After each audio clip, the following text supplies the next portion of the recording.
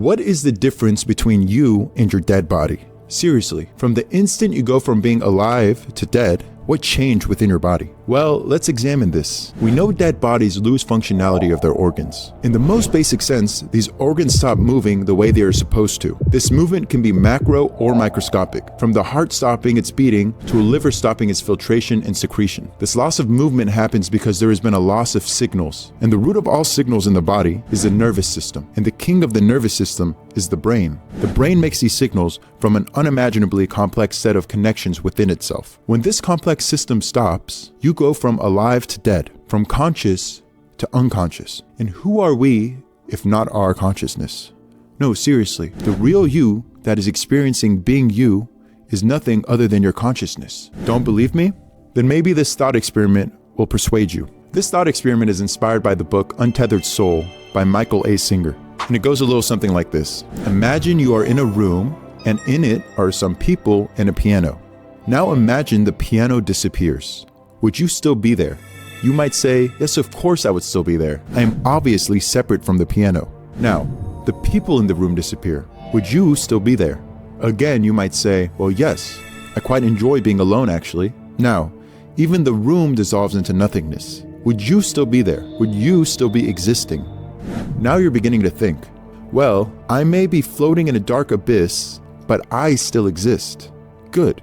So you are separate from your environment. Let's go even deeper than the room and into your inner world. Imagine your feelings are now gone. Would you still exist? And even deeper, your thoughts and memories are gone too. Are you still there? This is questionable. Yes, your personality may be gone, and you may now be like an emotionless robot, but the thing that is experiencing, the you that is experiencing is still there, right? Even without memories, like some people experience after an accident. Even without emotions, like those feeling apathy may relate to. Even without thoughts, like those deep in meditation. There is still always something there experiencing it all. But answer me this. Imagine all those things are there. The piano, the people, the room, all your thoughts, feelings, and memories. But your consciousness disappears. Now would you still be there?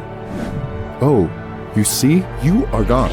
You are gone. Without your awareness, without your consciousness, the you, the self, disappears because there's no one there to experience anything anymore. In the most foundational essence, the you that you experience being is consciousness. You are awareness, and everything else is just the contents of this awareness. The real you is limited to your consciousness because without your consciousness, you cannot experience anything. And the lack of experience is death. Since consciousness is derived from some sort of complex network of connections between an integration of parts that make our body, and more importantly, our brain, we can say that the real you in physical form is not the matter or the physical stuff you're made of, but the important part that really makes you is the network between these parts. That means the real you is as metaphysical as any sort of network that exchanges data between its parts to create complexity. And all networks between matter in the physical world that exchange data to create complexity do so by the exchange of energy in various frequencies. Frequencies of which various patterns of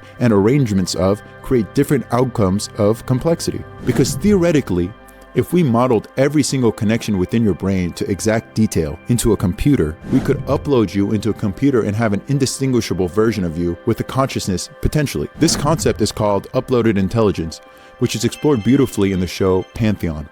In other words, you are the result of the particular interconnectedness within yourself. And guess what? Complex interconnectedness does not exist only within you, it's all around us. And you even make up individual nodes of some of these interconnected networks, such as your society, the biosphere, and the planet. The whole universe is actually an interconnected network, which you are a part of. So who's to say this vastly complex interconnected network, which is the universe, does not also experience in some sort of grand manner consciousness? Just because a system or network does not have the capability to manifest reactions to its experiences like our nervous system does directly through our muscular system does not mean that network is not experiencing or is not conscious. And how can we ever prove or disprove when we cannot even understand scientifically what consciousness is or how it is produced within ourselves? How could we ever measure other forms of consciousness that aren't directly us? Perhaps consciousness only takes this form within humans, but has unrecognizable forms in other networks. If we choose to move forward with this view, the whole of humanity may be a complex conscious network. This consciousness may have its own means of exerting its will that explains phenomena in sociology. The entire Earth's biosphere, or even the Earth itself, may be a complex conscious network. And of course, the galaxies and the universe too. Now, you must understand that being conscious and alive are two very different definitions. Life is a specific set of arrangements and functions that matter assimilates into, while consciousness is the emergent result of complex networks. But from a humanistic standpoint, a consciousness would be limited to the extension of its manifestation into physical reality by the parts that make up its network. So for example, if all the atoms in a rock create a network that is conscious, that consciousness would only experience the limited dynamics that exist between the connections within the rock, which may be on the scale of millions of years, and it would have no means of exerting anything like a will. What makes life special is that it seems like the only assimilation of matter that has formed with the ultimate goal of giving consciousness autonomy.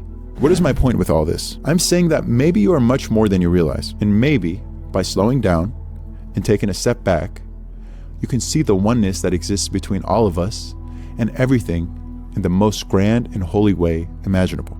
Thank you. Please like and subscribe. I want to keep talking to you guys. You're awesome.